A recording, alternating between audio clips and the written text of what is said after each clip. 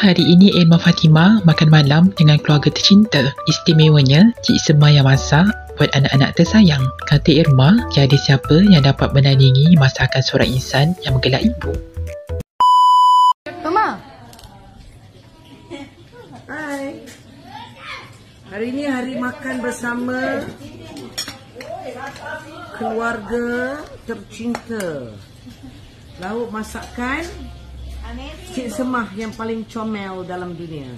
Mak I kalau masak. Mana Cik Semah? Cik Semah dia sibuk lah. Dia ada je lah aktiviti dia.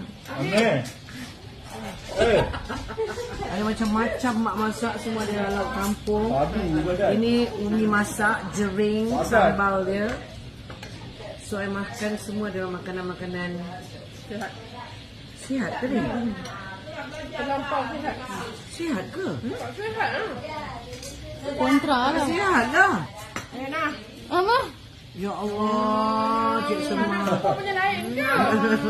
Kenapa dia dapat lain, I dapat lain? Kau tu tak dapat macam besar depan tu. Oh, tapi macam beza, macam beza.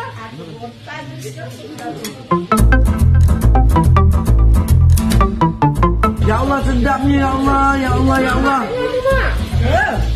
Jangan nak beli aku. Tak adalah makanan sesedap ni dalam dunia ni. Carilah kok mana pun. Hanya masakan Cik Semah. Cik, bukan. Sedapnya ya Allah, sedapnya. Alhamdulillah. Tak makan. Sedapnya ya Allah, tak pernah rasa. Jaring tak makan. Semua benda jaring. Jaringnya kau tak makan. Dah penuh hak pinggan ni.